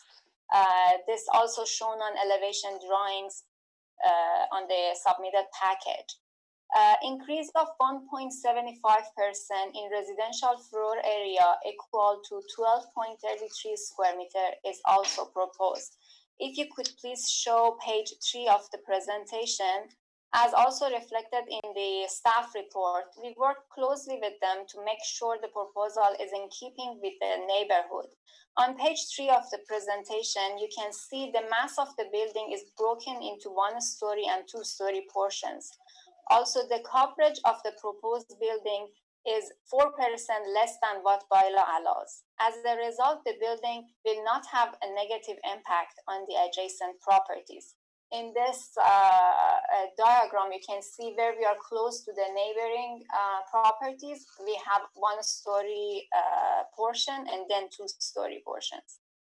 On page 4 of the presentation as well, this is a comparison of the approved variances within the neighborhood. This shows the proposal is in keeping with the character of the neighborhood, and variances meets the 4 tests in terms of being minor and compatible with the neighborhood. Okay. Thank you, Ms. Zarabi. Are there any questions of Ms. Zarabi at this time? Yeah, I do not see anyone. No questions? I see none. Ms. McRae, no one has called in, correct? No one has called in. Okay, very well. Then we can take the matter into committee, seeing as though we don't have any submissions or any callers on standby. Who would like to move a motion? Ms. Murray, go ahead. Madam Chair, having conducted my site visit, reviewed the applicant's written submission as well as the town's written staff report, which I note that the staff is in support of, as well as the presentation that was given tonight by Ms. Zarabi. Thank you very much. I note there doesn't seem to be any comments from the public, nothing on the phone, and there were no letters of support or opposition at this time. So I am satisfied at this time that the minor variance application meets all 4 tests under the Planning Act, and I'm prepared to make a motion to approve the application for variance subject to the following conditions, which is that the dwelling be built in general accordance with the submitted site plan and elevation drawings dated April 27th, 2020, and that the approval expires 2 years from the date of the decision if a building permit has not been issued for the proposed construction. Thank you. Thank you, Ms. Murray. Is there a discussion on this recommendation? I see none. All those in support? The application has been approved. All those opposed? See none. Very well. Thank you. Have a good evening. Okay, so the last item on our agenda for this evening is application CAV 045 2020 at 431 Palmer Avenue.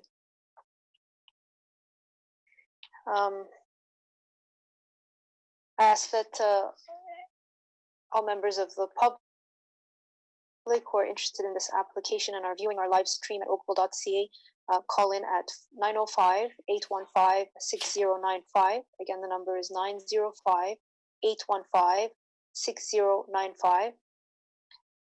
The staff will be on standby to take your call, and further instructions will be provided for you to join the video conference.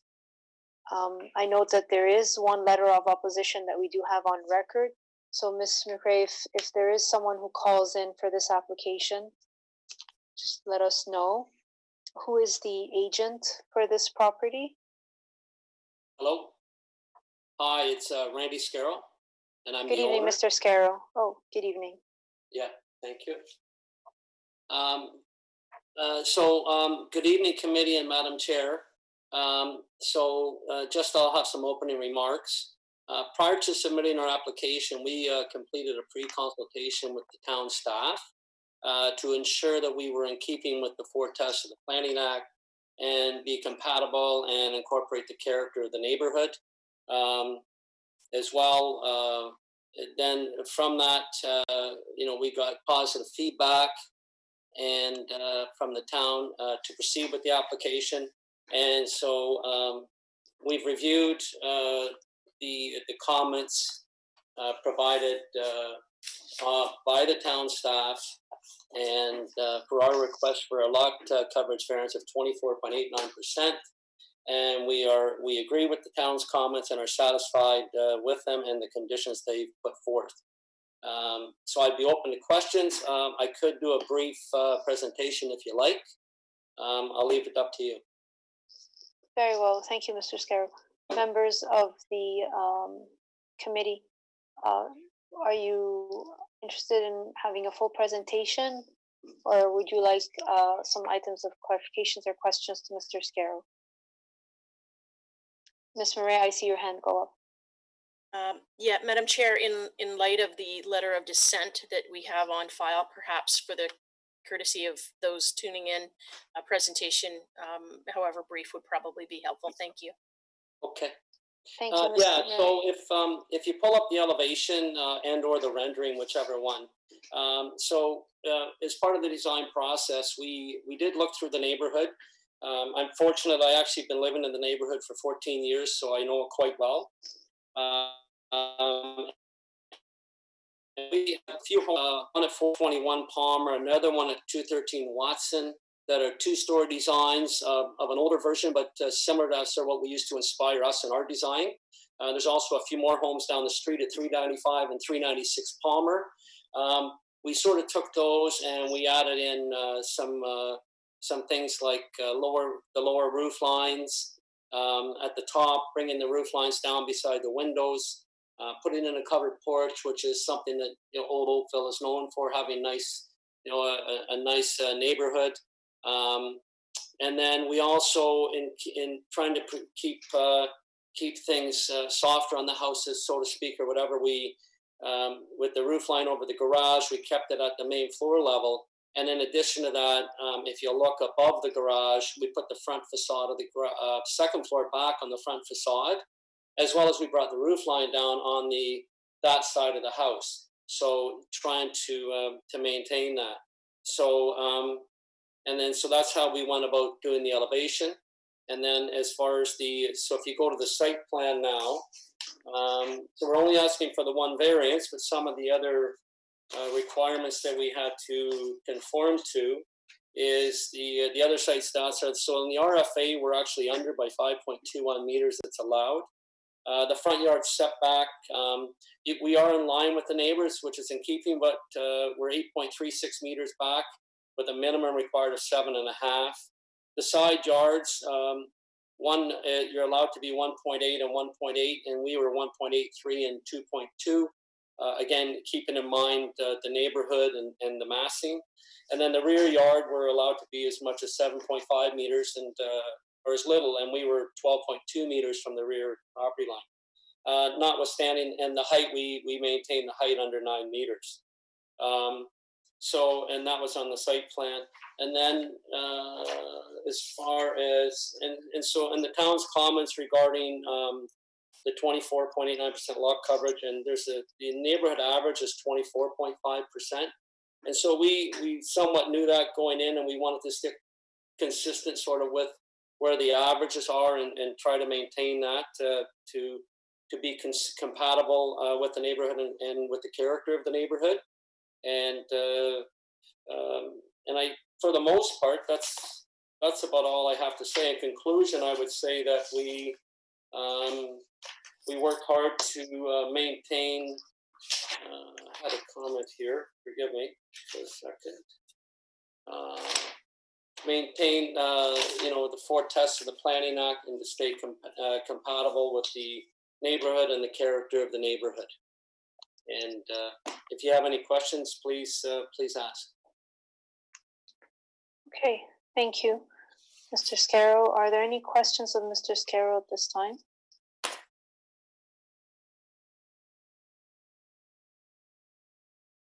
Okay, I see none. Ms. McRae, has anyone called in for this application? No, there's been no calls in. Okay. I will note that we do have one letter of opposition from a neighbor on Gloucester. I believe there was more than one letter, sorry. Yeah, that's the one that I mentioned just now. Okay, the but neighbor there are on several, I believe. 207 Gloucester Avenue. Correct? I don't have them in front of me. I just know that there was more than one letter of opposition received that was sent Okay, out. that's the one that's attached. Maybe it was in the later amendments. I only have note of one.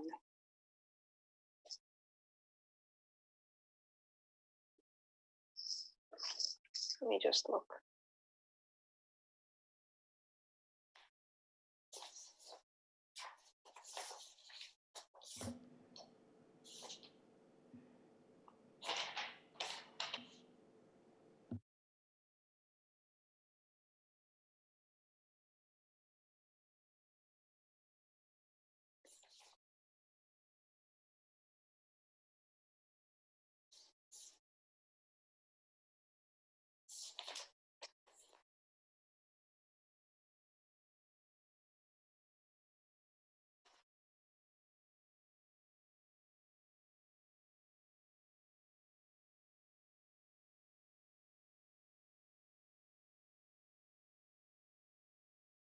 Yes, you are correct. We do have a second one from a neighbor. They don't say where. Oh, It's from a barrister. 421 Yeah. Palmer Avenue. Okay. All right. We have two letters of opposition on record.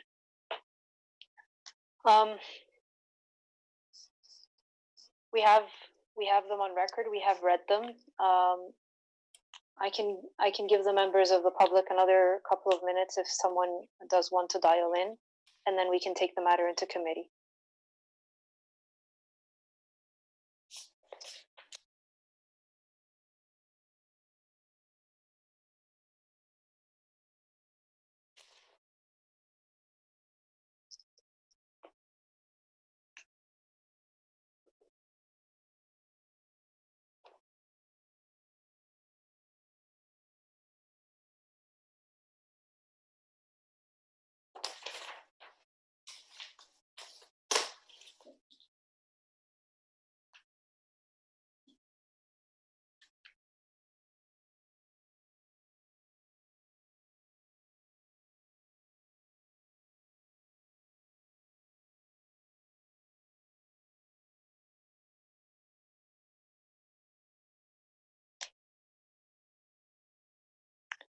when you're waiting for the minutes to elapse, it seems like forever.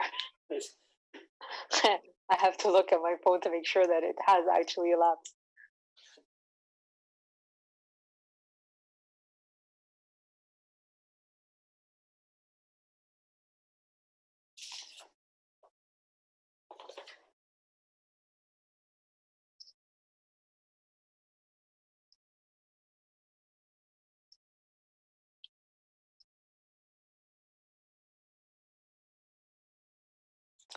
Okay, Ms. McCrea, I think we've given enough time for members to call in. Who would like to move a motion for this application? Mr. Tarowski, thank you. Thank you, Madam Chair. Madam Chair, notwithstanding the 2 letters of opposition, which largely make a mathematical argument against this variance, as a 25-year resident of this community, this neighborhood, and I don't know, 15 plus years now on the Committee of Adjustment and seeing multiple variance applications in this area, I can absolutely attest to what the applicant has stated, that the typical lot coverage in this area, despite the bylaw at 19%, is more in the 23 to 25% range, and that the house that's been designed here is very much in keeping with the character of the neighborhood, and that any impact of the variance, in my opinion, is being mitigated through the design of this dwelling. Having said that, Madam Chair, I would move approval of this application, finding that it meets the 4 tests of the Planning Act. I'd make that approval subject to development proceeding in general accordance with the plans dated March 31st, 20.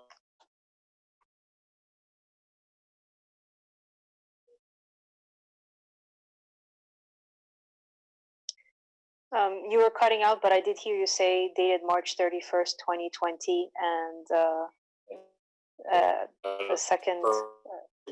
Years. Okay, very well. Thank you. Is there a discussion on this recommendation? Okay, all those in support? All those opposed? See none.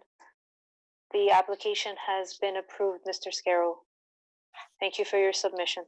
Great, thank you very much. Good night. Good night.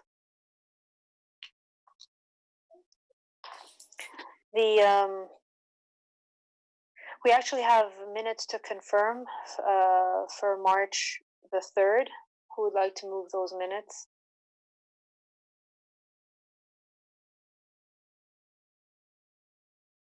Mr. Hardcastle, thank you.